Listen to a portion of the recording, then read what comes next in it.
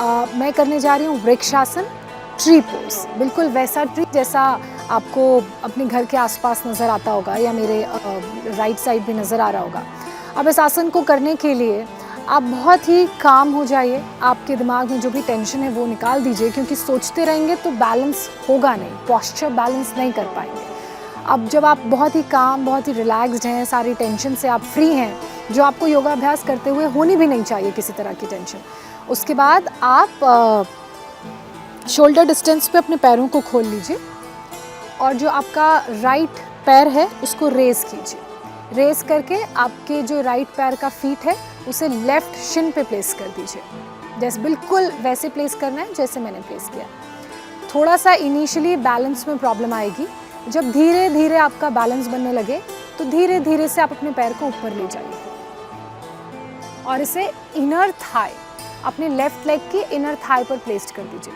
याद रहे पैर आपका इनर थाई पर रहे, ये नी के जॉइंट्स पे ना रहे। यहाँ बहुत सारे लोग पैर प्लेस करते हैं, लेकिन ये नी के जॉइंट्स पे पैर को प्लेस नहीं करना है, because that is not the right place.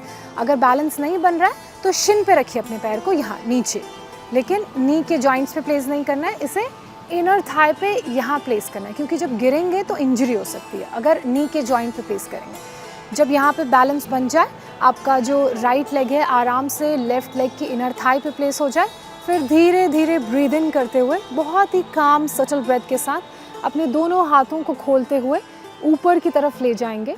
आपके जो हाथ हैं वो आपके कान को टच करते हुए आपके फोरहेड, आपके क्राउन एरिया के ऊपर होंगे, बिल्कुल वैसे जैसे इस वक्त मेरे हैं। और आपके जो दोनों हाथ हैं ऐसे जुड़े हुए होंगे।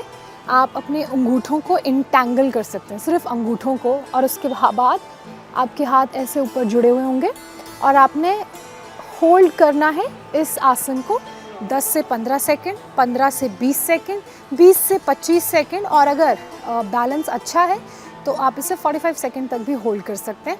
जब आप इस आसन को होल्ड करेंगे ना तो आपका जो ब्रेथ है बिल्कुल नॉर्मल रहेगा, आपको अपने ब्रेथ को रश नहीं करना है। एक बार फिर से बताती हूँ। पहले आपके पैर शिन पे प्लेस्ड होंगे, बैलेंस जब बन जाएगा तो आपने उन्हें इनर थाई पे प्लेस करना है, और उसके बाद जब यहाँ पे बैलेंस बन जाएगा तो धीरे धीरे आपके दोनों हाथ आपके सर के ऊपर जाएंगे, आपके जो कान हैं आपके दोनों हाथों के बीच में प्लेस्ड होंगे, और उसके बाद आपके दोनों हाथ नमस्ते मुद्रा में, नमस्कार आसन में जुड़े हुए होंगे, अंगूठे आपके इंटैंगल्ड होंगे, गेज़ आपका बिल्कुल सेंटर ऑफ द आई की तरफ होगा, जो सेंटर ऑफ द वॉल है या जो भी आपके सामने चीज़ है उसके सेंटर पे आपका गेज़ रहेगा। और जितना आपका गेज़ बेटर होगा उतना आपका कंसंट्रेशन और बैलेंसिंग पोस्चर बेटर होगा। उसके बाद धीरे धीरे ऐसे आपने नीचे आना है, जैसे मैं आ रही हूँ, धीरे धीरे नीचे आना है। जब आपके हाथ नीचे आएंगे फिर धीरे धीरे आप अपने राइट लेग को नीचे प्लेस करिएगा। और जब आप इसे दूसरे पैर से ट्राई करेंगे तो थोड़ा रिलैक्स कर लीजिएगा, क्योंकि पहले पैर लेफ़्ट पैर पे थोड़ा प्रेशर पड़ा है, तो उस प्रेशर को रिलीज़ करिए, थोड़ा सा रिलैक्स करिए। उसके बाद वही सेम प्रोसेस है, शोल्डर डिस्टेंस पे आपके लेग्स खुलेंगे, आपका जो लेफ़्ट लेग है वो बेंड होगा, तो सबसे पहले उसे शिन पे प्लेस करिए ऐसे। जब आपका शिन पे प्लेस करके बैलेंस बन जाए तो आप उसे धीरे से ऊपर इनर थाई की तरफ ले जाएंगे। आपने बैलेंस, सबसे पहले बैलेंसिंग टेक्निक सीखनी है कि बैलेंस कैसे करना है। तो बैलेंसिंग टेक्निक के लिए जो आपका लेफ़्ट लेग जब राइट पे प्लेस्ड होता है तो राइट पे प्रेशर आता है, तो आपका जो राइट लेग है वो ज़मीन की तरफ पुश करेगा। जितना ज़मीन की तरफ आपका राइट लेग पुश करेगा, जितना वो नीचे की तरफ दबाव डालेगा, उतना बेटर आपका बैलेंसिंग होगा। कहते हैं ना, रूट जितनी डीप होंगी पेड़ उतना बड़ा, उतना मजबूत होगा।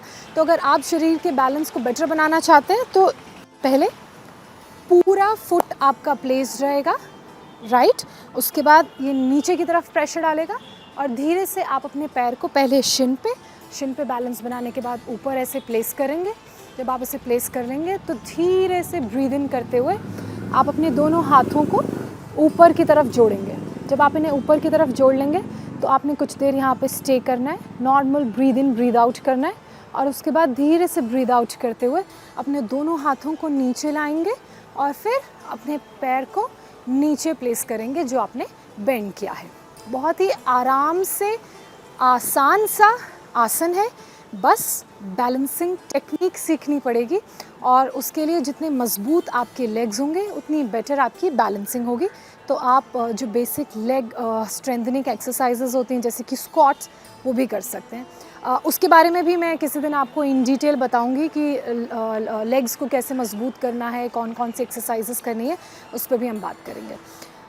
अब बात करते हैं अगले आसन की। अगला आसन जो बिगनर्स योगा प्रैक्टिशनर्स जिसे कर सकते हैं, उसके लिए आप अपने पैरों को शोल्डर डिस्टेंस से थोड़ा सा ज़्यादा वाइड ओपन कर लीजिए।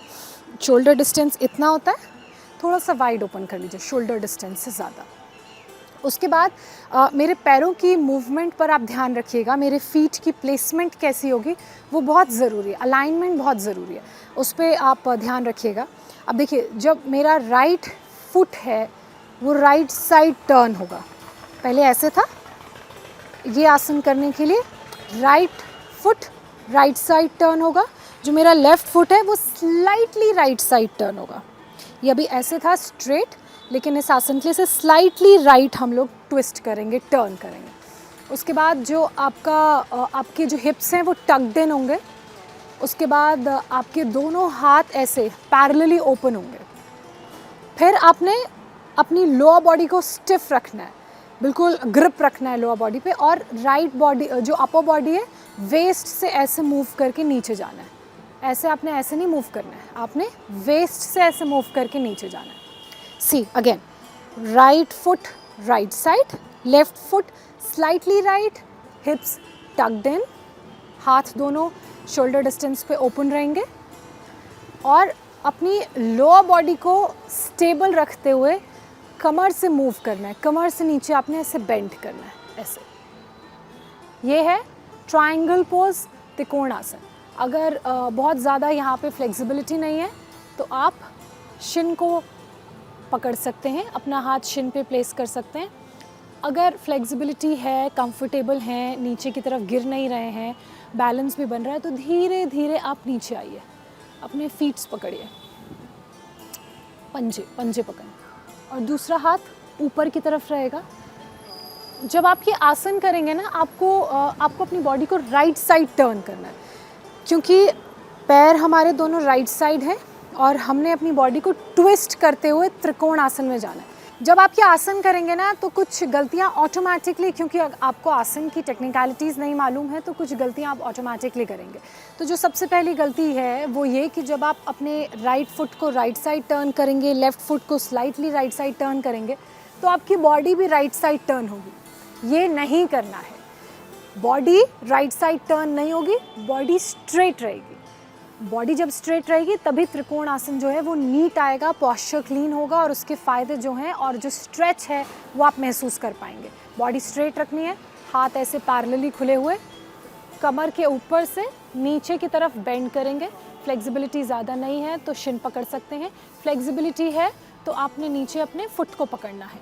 और जब आप नीचे अपने फुट को पकड़ेंगे तो जो आपके शोल्डर्स हैं वो आउटवर्ड्स रहेंगे। आउटवर्ड्स मतलब ऐसे ऐसे हंच बैक नहीं करेंगे, ऐसे आउटवर्ड्स रहेंगे।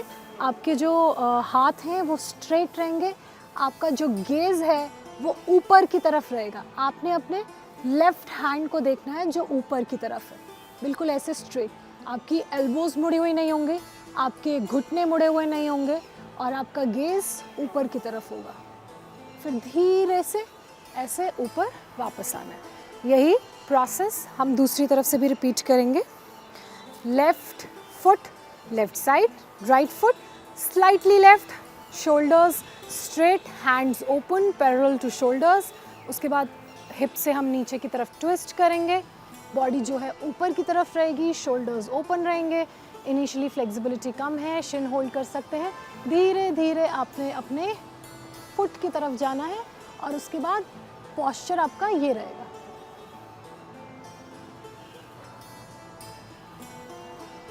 गेज़ हमेशा ऊपर की तरफ रहेगा। अगर आपकी जो नज़र है वो एक फोकल पॉइंट पर रहेगी तो आपका जो बैलेंस है और आसन को करने का जो टाइम है वो आप बढ़ा सकते हैं। एक और बात का जो ध्यान रखने की ज़रूरत है इस आसन को करते हुए, वो ये कि आपने ना ही अपनी एल्बोज़ को, कोहनियों को, ना ही अपने घुटनों को बेंड करना है, दोनों स्ट्रेट रहेंगे। अगर आप नीचे ज़्यादा नहीं जा पा रहे हैं, दैट इज़ एब्सोल्युटली फाइन।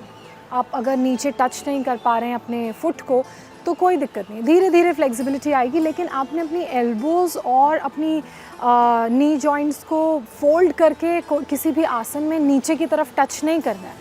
उससे फिर क्या होगा कि आप गलत पॉस्चर जब सीखेंगे तो फिर आप कभी उसे करेक्ट करने में आपको बड़ी दिक्कत होगी। जो बैड हैबिट्स होती हैं उन्हें छूटने में बड़ा टाइम लगता है ना, वैसे ही गलत पॉस्चर जब सीखेंगे तो सही पॉस्चर सीखने में फिर आप पीछे रह जाएंगे और उस पॉस्चर को फिर करेक्ट ही करते रह जाएंगे। तो जब भी आप अपने योगाभ्यास की या किसी भी आसन को करने की शुरुआत कर रहे हैं तो कोशिश करिए कि आप सही पॉस्चर सीखें। कम नीचे की तरफ जाइए, कम बेंड हो, लेकिन अपना पॉस्चर बिल्कुल अलाइनमेंट और पॉस्चर नीट एंड क्लीन रखें। जो लाइन और लेंथ बोलते हैं ना किसी भी आसन में, वो आपकी नीट एंड क्लीन होनी चाहिए, तभी वो दिखने में भी अच्छा लगेगा और दिखने से ज़्यादा अच्छा वो आपको फील अच्छा कराएगा, स्ट्रेच अच्छा होगा। तो ये वो सारे आसन हैं जो किसी भी बिगनर को योगा की अगर वो शुरुआत करना चाह रहा है तो करनी चाहिए। और धीरे धीरे अगर आप ये 4-5 आसन भी कर लेंगे, 5 आसनों का सेट मैंने आपको बताया है, तो आपको उसके फ़ायदे और कैसे वो आपकी बॉडी में फ्लेक्सिबिलिटी को, बैलेंस को, स्ट्रेंथ को इम्प्रूव कर रहा है, आप खुद फील करेंगे। इस तरह के मैं और वीडियोस लेकर आऊँगी जिसमें मैं आपको बताऊँगी कि आप और कौन कौन से योगा अभ्यास कर सकते हैं और योगा अभ्यास से कैसे आप अपनी शरीर की अलग अलग बीमारियों को दूर भगा सकते हैं। लेकिन उसके लिए आपको हमारे अगले वीडियो का इंतज़ार करना पड़ेगा और उसके लिए लगातार बने रहिए, देखते रहिए इंडिया टीवी लाइव। नमस्कार, थैंक यू।